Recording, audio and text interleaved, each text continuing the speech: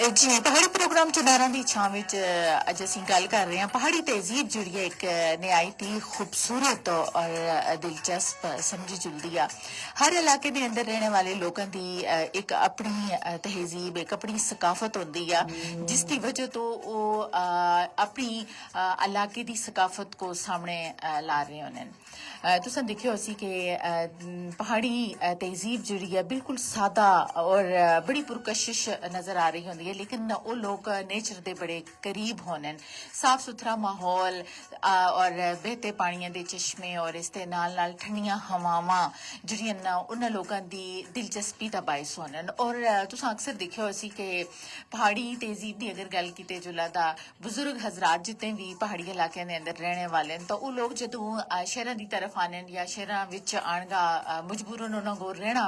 पैंदा तो वो ये चीज़ बड़ी महसूस कर रहे होने कि हाँ जी घर भी बिल्कुल तंग आ और कोई हवा बाहर दी नहीं बच्चे और बुजुर्गों की एक अपनी होंदी है ना कि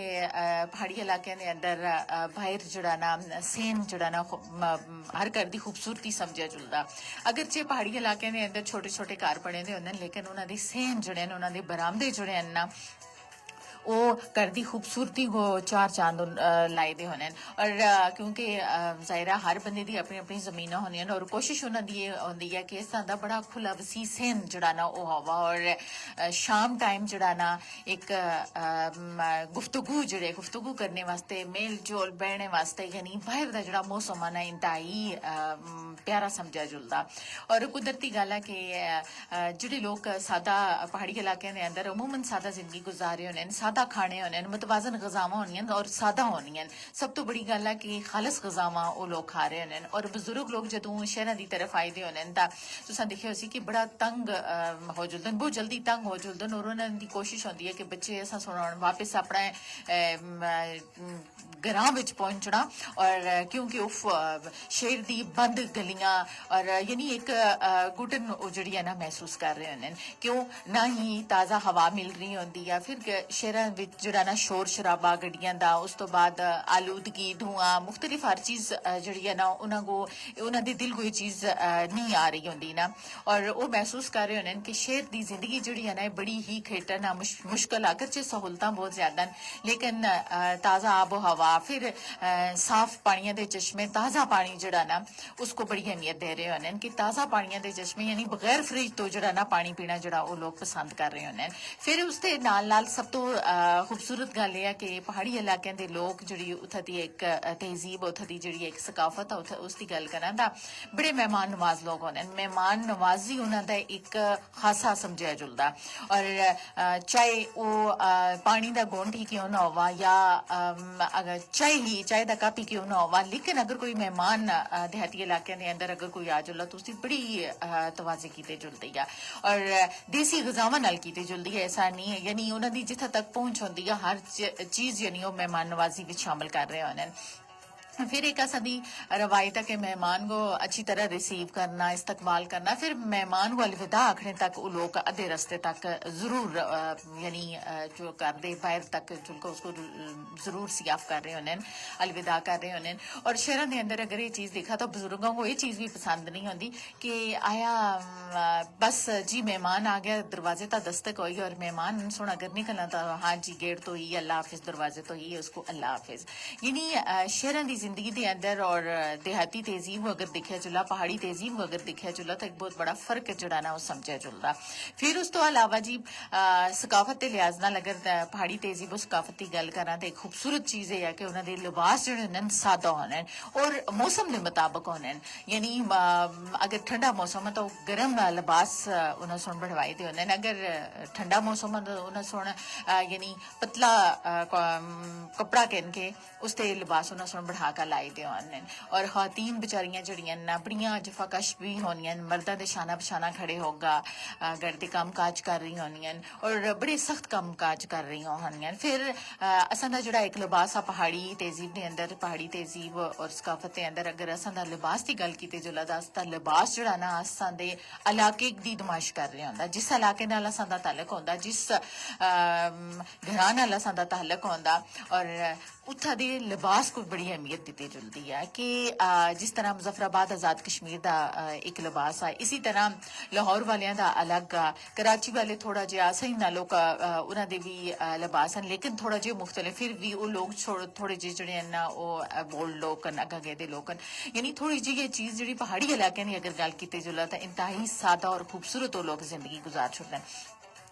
और सब तो बड़ी गल है कि कम वसाइल के अंदर वो अपने घर का निज़ाम जो मैनेज कर रहे हैं। और शहरों के अंदर अगर तुम शिफ्ट और नकल मकानी की किसी मजबूरी के बायस तो तुम खुद अंदाजा लाया हो कि शहर के अंदर अगरचे सहूलियात ज्यादा न, लेकिन इस चीज़ की जरूर जरूरत पैंती है कि कदे कबार अगर ईद जैसे त्यौहार जोड़े असी अमूमन घरावां में अपनी फैमिलियां नाल कर रहे होने, अपने अबाओ दाद नाल अपने बजुर्गों नाल कर रहे होने तो जरूर उत्थे जुल के बच्चे बड़े सभी खुश होए होने और बच्चे जोड़े ने बड़े बेकाबू होए होने, क्योंकि दौड़ धूप खुला एरिया होंदा, अपने रिश्तेदारों नाल अपने कजन नाल वो ज्यादा टाइम गुजार रहे होने और खेल कूद मसरूफ होने और बड़ा खूबसूरत एक माहौल जो ना सामने दिखने को मिल रहा होता है। इसी तरह अगर शहर के अंदर अपने गेट तो बंद बच्चे भी तंग और ज्यादा तो ज्यादा फिर बच्चे शहरों की तरफ जुड़े हैं उन्हें नकल मकानी की जिन्होंने लोगों सुन वो बच्चे ज्यादा तुसा दिखा उसी टीवी और मोबाइल जड़ा ना उससे बहुत ज्यादा आदि होए थे। क्यों उन्होंने को ना ही खेलने की उस तरह जगह मिल रही है, ना उन्होंने वास्ते और कोई एक्टिविटी है इस तरह की घर के अंदर ही जितनी एक्टिविटी है अगरचे उन्होंने कोई गेम्स हैं कोई खेल ऐसी आ तुम, लेकिन बच्चा फिर भी जड़ा ना उकता चुलता, फिर भी उसकी कोशिश होती है कि मैं हो सकता गेट तो बाहर अगर मुझे मौका मिला मैं बाहर निकला और बाकी बच्चों नाल खेल कूद करा। यानी बच्चे जोड़े ना अपनी पसंद दे अपनी मन दे वो बच्चे भी ढूंढ रहे होने जिन्होंने उनका दिल जड़ा ना वो ज्यादा मतलब लग्या तो होंदा और कि हाँ जी असा सुन खेलना। इसी तरह गांव की तहजीब के अंदर ये चीज़ बड़ी है कि उत्थे तुम अगर जुलसो तो उत्थे बड़ा खूबसूरत अंदाज ये होंदा नजर आ रहा होंदा कि मावां बड़ियां पुरसकून होकर बैठी दी होंदियां, बच्चे खेल कूद रहे होने, खुलियां जगह होनियां, आबो हवा साफ सुथरी है, ठंडे पानियां दे चश्मे हैं, बच्चे इंजॉय लुत्फानंदोज हो रहे होने। और हर इलाके की एक अपनी अपनी सकाफत है जिसको असी लोग जो पहाड़ी इलाकों के रहने वाले लोग जो हैं ना वो प्रेजेंट कर रहे होने हैं, उसकी नुमाइश कर रहे होने हैं। और असां दे लिबास तो असां दी असां दी बहुत सारी ऐसी चीज़ां जड़ियां उस वजह तो असां दा तहल्लक जड़ा ना असां दी ज़बान तो असां दी जड़ी ज़बान असीं बोल रहे होने हैं, चाहे वो पहाड़ी है चाहे वो कश्मीरी है चाहे वो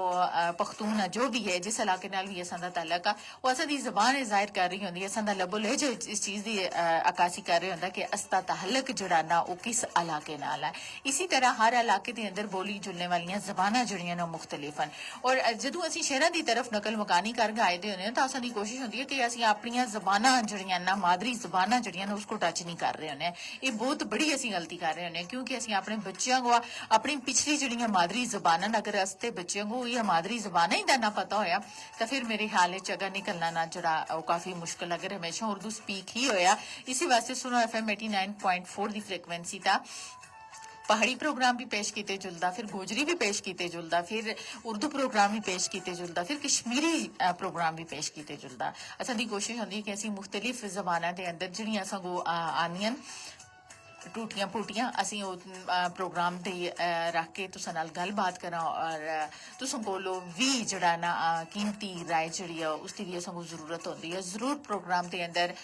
शामिल होने वास्ते तुसां सुना सादा जड़ा कॉलिंग नंबर और डायल करना 05822 ये असां सिटी कोड और उस तो बाद असां 532379 जड़ा ना असां कॉलिंग नंबर है। सुनो FM 89.4 की फ्रिक्वेंसी का कॉल करके तुम अपनी राय भी शामिल कर सकते हो और ये चीज़ दस सकते हो कि तुसदा तहल्लुक किस इलाके नाल आ और उत्थे दी लिबास कैसे हैं, उत्थे दी सकाफत कैसी है। और